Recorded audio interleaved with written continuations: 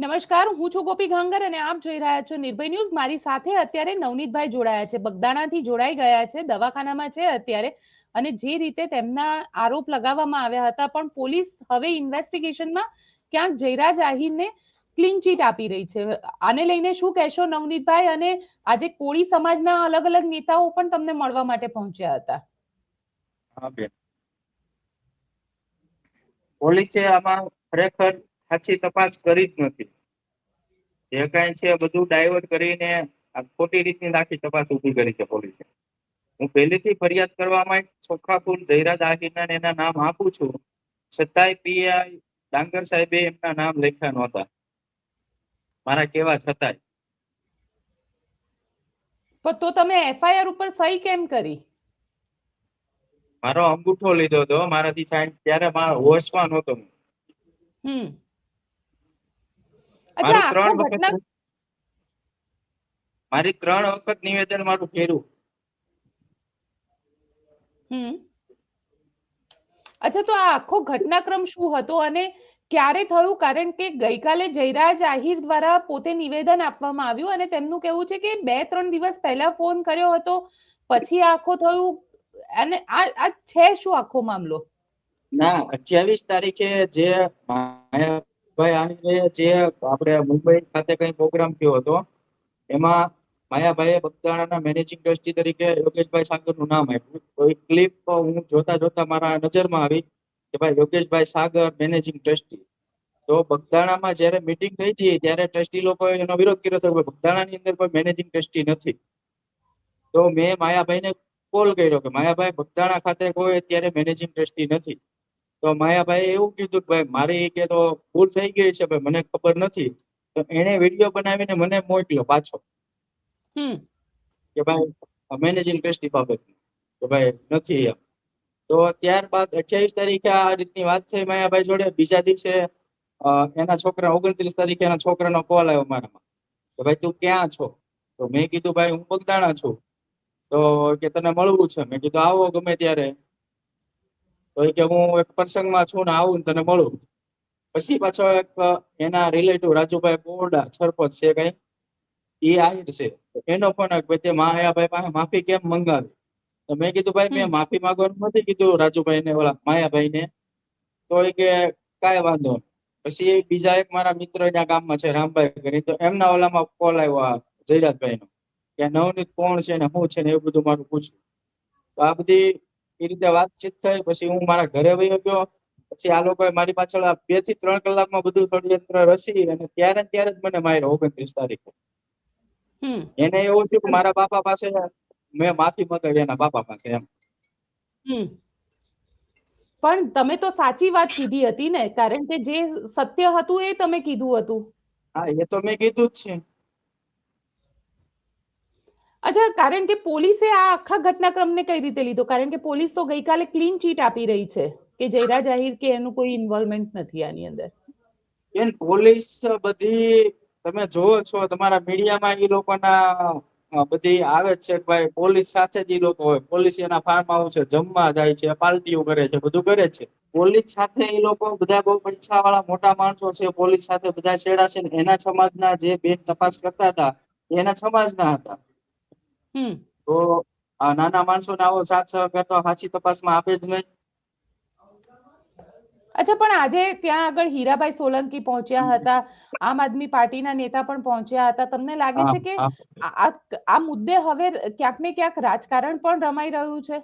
નહીં, રાજકારણ અમારે તો સત્ય જે છે, મારો સમાજ મારી સાથે છે। અમારે તો જે સત્ય છે એ લાવવાનું છે। કોઈ આમ આદમી પાર્ટી કે બીજેપી કોઈ પાર્ટી, મારા સમાજ મારી સાથે છે। એમાં કોઈ રાજકારણની વાત આવતી જ નથી। અચ્છા, આરસી મકવાણા તમને મળવા માટે આવ્યા હતા, એ શું આખો મામલો છે? આરસીભાઈ મકવાણા અમારા સમાજના આગેવાન છે, મારા પૂર્વ એમએલએ છે। તો સ્વાભાવિક છે કે હું એના સમાજનો છું તો મને મળવા આવે ને। કારણ કે એવું કહેવાય રહ્યું છે કે જયરાજ આહિર પણ ત્યાંથી ચૂંટણી લડવા માંગી રહ્યા છે।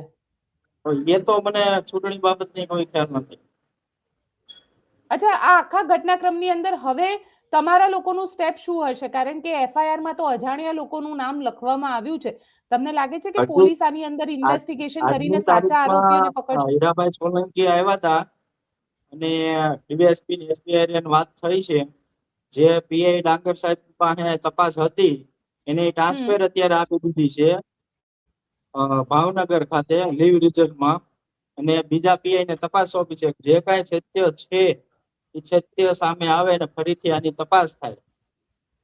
મારો સમાજ મારી સાથે હતો એટલે આ બધું થયું છે. જે કાંઈ હશે એ હકીકત સામે આવશે.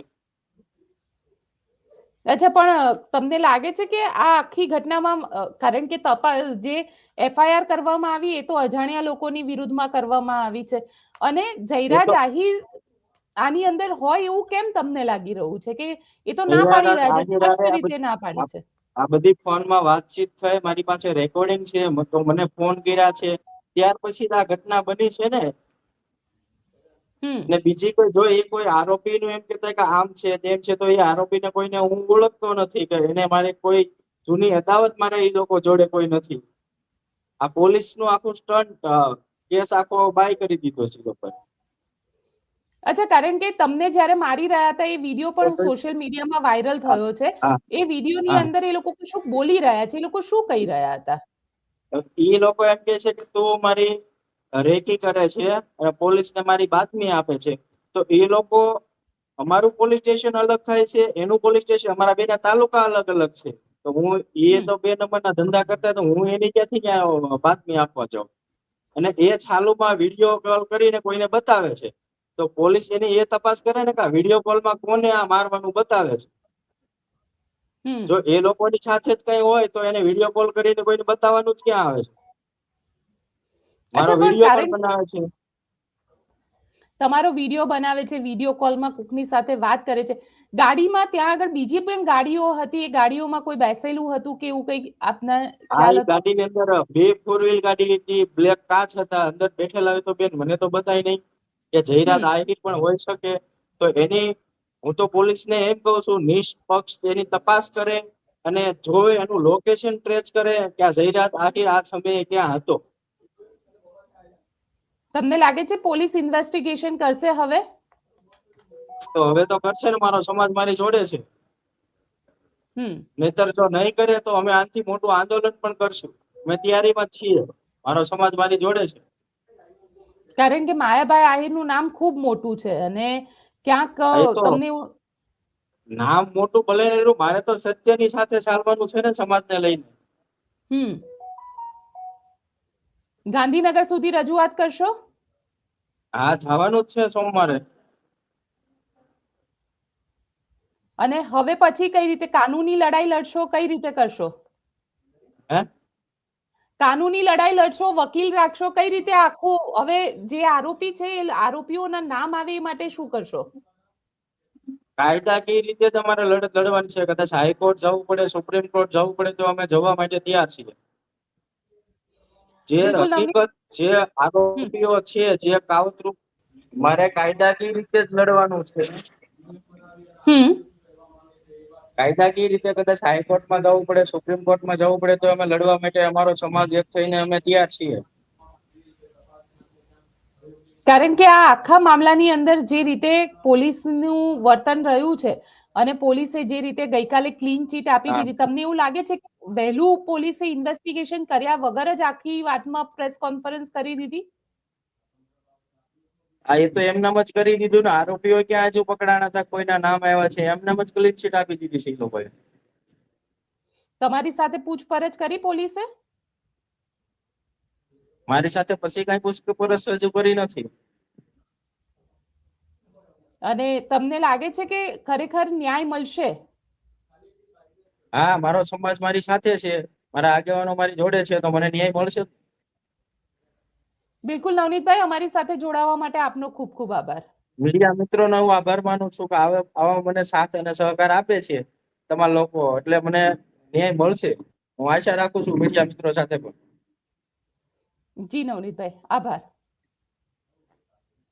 તો આપ શું માનો છો મને કોમેન્ટ બોક્સમાં ચોક્કસથી લખીને જણાવજો, અને અમારી ચેનલ નિર્ભય ન્યૂઝને લાઇક, શેર અને સબસ્ક્રાઇબ કરવાનું ભૂલશો નહીં. આભાર.